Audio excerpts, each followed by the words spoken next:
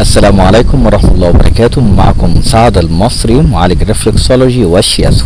زي ما بنقول حضراتكم كل حلقاتنا حصري مع سعد المصري على اليوتيوب. النهارده ان شاء الله هنتكلم على مشاكل حب الشباب. ناس كتير جدا من الشباب او من مرحلة سن المراهقة اللي بيبدأ من سن 11 سنة مثلا لغاية سن 20 سنة واحيانا 21 سنة لما بيخش في مرحلة الشباب والرشد، بيعاني جدا من مشاكل حب الشباب. وحب الشباب ده حضراتكم بيكون عبارة عن دهون زايدة موجودة في جسم الانسان وبتطلع بشكل حبوب، هي دي الدهون الزائدة معاها. لما نيجي نتكلم على حب الشباب، طبعا عارفين انه من السهل ما هوش يعني من السهل ان احنا نعرف ازاي نتخلص من حب الشباب وبطريقة نهائية، لكن ممكن ان انا احصل على نتائج جيدة في بعض الاحيان مع مراكز الطاقة اللي انا اقدر اعالج بيها سواء كان ريفلكسولوجي او الشياتسو. فعندي النقاط اللي انا اقدر اعالج بيها زي الاي جي 1 اللي هي النقطة الخاصة بنقطة الامعاء الغليظة.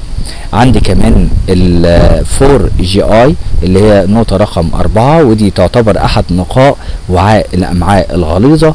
عندي الاي 7 ودي نقطة وعاء المعدة. وعشان اقدر ان انا انشط واقوم بعملية تدليك باستخدام السبابة في اتجاه عقارب الساعة مع من دقيقة الى دقيقتين في كل نقطة من هذه النقاط.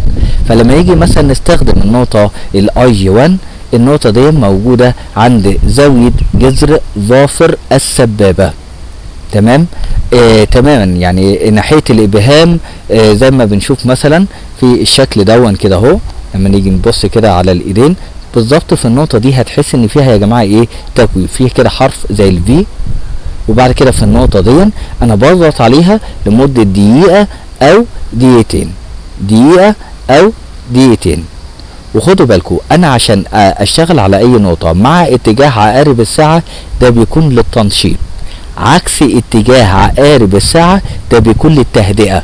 ودي معلومة في غاية الأهمية، عشان في بعض الناس اللي شغالين في عالم المساج والمتخصصين يقول لي ايه الفرق بين اتجاه عقارب الساعة وعكس اتجاه عقارب الساعة.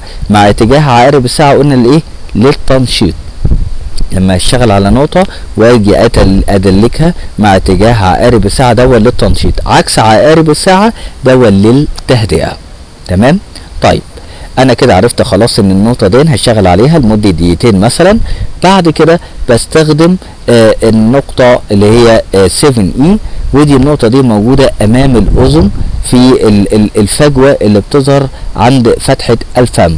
بصوا اهو لما اجي افتح كده هتلاقي ان هنا في زي فجوة، الفجوة دي انا بضغط عليها برك لمدة دقيقتين كده ولا حاجة، فبيعمل عملية توازن للدهون الموجودة عندي واللي بتظهر في النهاية بشكل حب الشباب. طبعا في نصائح مهمة جدا لازم ان احنا نقولها. ينبغي تناول الكثير من الخضروات والفاكهة. نعمل دلوقتي طماطم ب9 جنيه، لكن هنعمل ايه؟ لازم ان شاء الله ربنا يهدي الجميع، يعني لازم ان احنا نستخدم السلطة الخضراء بما فيها من فوائد كثيرة جدا من فيتامينات. اوكي، بعد كده ينبغي التقليل من النشويات والدهون واللحوم خاصة المصحوبة بدهون، يعني ممكن اكل لحمة بس تكون حمراء ما تكونش فيها اي نسبة دهون. خلاص، دي بعض النصائح المهمة جدا. وخدوا بالكم نبتعد عن الشوكولاتة لغاية ما نعالج حب الشباب. كان معكم سعد المصري معالج الرفلكسولوجي والشياسو.